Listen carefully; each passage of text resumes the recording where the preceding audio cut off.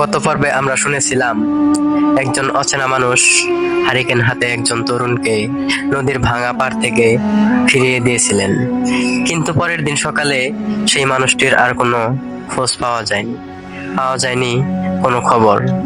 ঘটনার পর আমি ওই শ্রোতাকে অনুরোধ করেছিলাম যদি সম্ভব হয় গ্রামের প্রবীণদের কাছ থেকে আরো কিছু তথ্য জোগাড় করতে। তিনি প্রায় 3 দিন পর তার দ্বিতীয় চিঠিটা লিখেন। চিঠিতে লেখা ছিল, পরের দিন বিকালে আমি গ্রামের সবচেয়ে বয়স্ক মানুষ আব্দুল গফুর দাদার সঙ্গে দেখা করি। সব কথা শোনার পর তিনি অনেকক্ষণ চুপ করেছিলেন। তারপর ধীরে ধীরে বললেন, তুই যে মানুষটার কথা বলছিস, এমন কথা আমি এই প্রথম শুনলাম। এমনটা নয়। আমি অবাক হয়ে জিজ্ঞেস করলাম, মানে? তিনি বললেন, আমার বয়স এখন 80-র বেশি। ছোটবেলা থেকে অন্তত 5-6 বার এমন ঘটনা শুনেছি। প্রত্যেকেই বলেছে রাতে পথ হারিয়ে নদীর ধারে চলে গিয়েছিল তারা। তারপর হারিকেন হাতে একজন লোক এসে তাদেরকে সেখান থেকে সরে যেতে বলেছিল। আমি জিজ্ঞেস করলাম, লোকটা কে? গফুর দাদা মাথা নাড়ালেন, বললেন, কেউ জানে না লোকটাকে। তারপর তিনি একটা পুরনো ঘটনার কথা বললেন। প্রায় 45 বছর আগে বর্ষার সময় একটা ছোট নৌকা ডুবে যায়। সেদিন গ্রামের একজন মাঝি হাবিব আলী নিজের জীবনকে ঝুঁকিতে ফেলে একে একে কয়েকজনকে বাঁচান। শেষবার আরেকজনকে তুলতে গিয়ে তিনি নিজেই স্রোতে তলিয়ে যায়। অনেকক্ষণ খোঁজাখুঁজির পর তার মরা দেহটাকেও আর পাওয়া যায়নি। আমি বললাম, তাহলে গ্রামের মানুষ কি মনে করে সেই হারিকেন হাতের লোকটা উনি?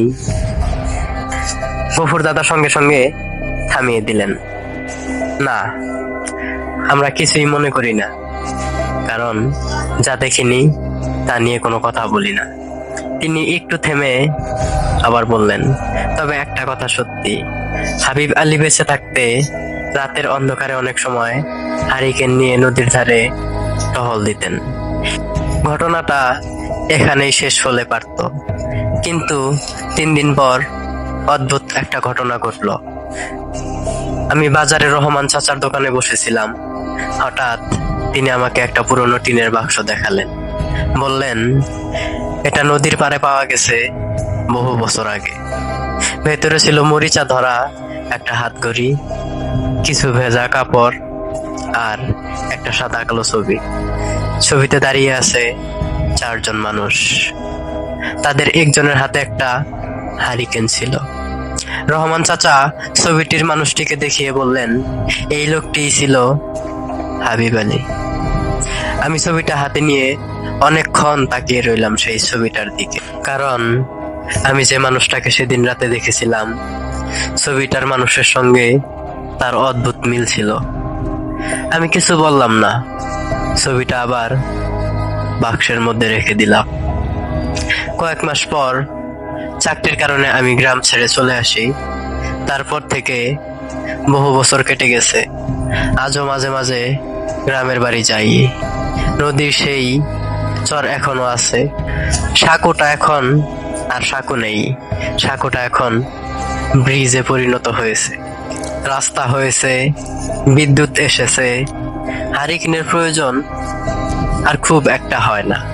তবু আশ্চর্যের বিষয়, আজও সন্ধ্যার পর গ্রামের অনেকেই নতুন কাউকে একা চরের রাস্তা দিয়ে যেতে নিরুৎসাহিত করেন।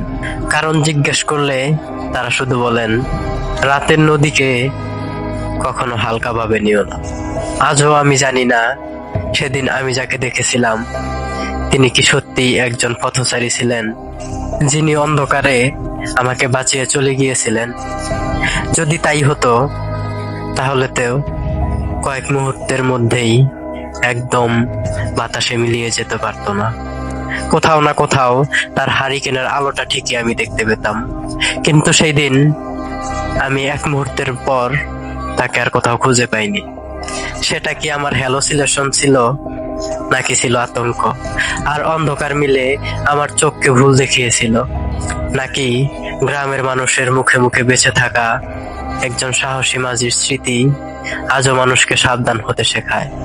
আমি উত্তর জানি না, কিন্তু একটা কথা জানি, সেদিন যদি আমি আর এক কদমও সামনে এগোতাম, তাহলে আজ এই চিঠিটা হয়তো আর লেখা হতো না। কিছু গল্পের শেষ থাকে, কিছু ঘটনার ব্যাখ্যা থাকে, আর কিছু অভিজ্ঞতা শুধু একজন মানুষের স্মৃতি হয়ে বেঁচে থাকে। আপনি বিশ্বাস করবেন কি করবেন না, সেই সিদ্ধান্ত আপনার। আমি খন্দকার সাহেব আজকের মতো এখানেই বিদায় নিচ্ছি।